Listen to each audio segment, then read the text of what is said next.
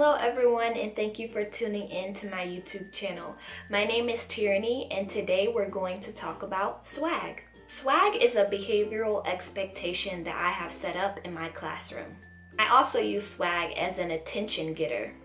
For example, if students are turning and talking with their shoulder partner, I may say, "Show me swag in 3, 2, 1, and by the time I hit 1, students know they're in swag position.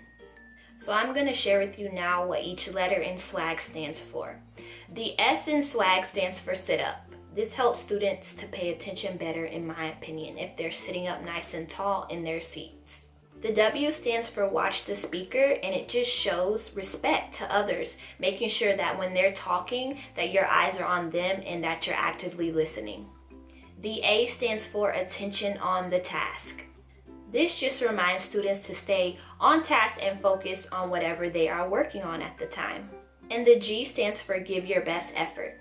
In my classroom, I really try to encourage my students to give their very best effort. It's not always about right or wrong, but it's about did you try? And I like to let my students know that I am proud of them when I see that they have given their very best effort.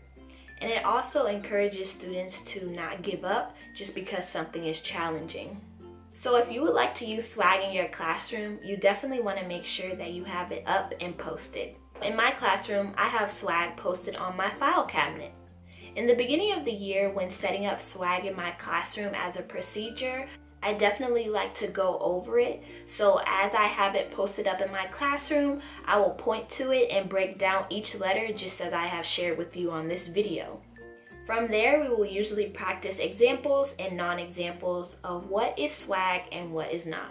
I like to use non-verbal cues to get my students to sit in swag. So if I see that I have 99% of my students in swag and I'm just waiting on one student, I may look at that student and just do this with my hands, and therefore they know, oh, I need to make sure that I'm in swag position. Normally at that time, they will quickly go ahead and get in swag. Some tips that I have for you when trying to implement swag in your classroom is to make sure that you are consistent. Consistency is key. So if you are being consistent with reinforcing swag in your classroom, you will find that students will be in swag without you even having to tell them to sit in swag. It will be a habit that they have formed.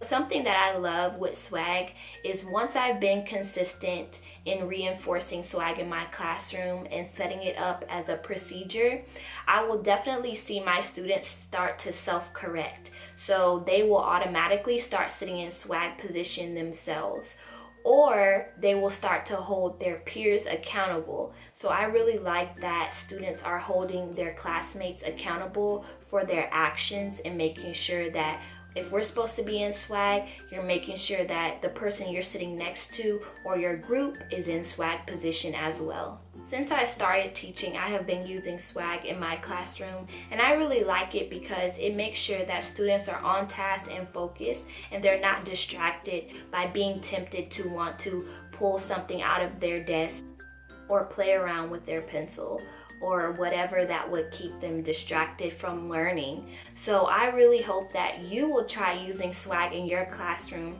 And if you use swag, go ahead and let me know in the comments down below. Or maybe you use something that's similar to swag. I would love to know about that as well.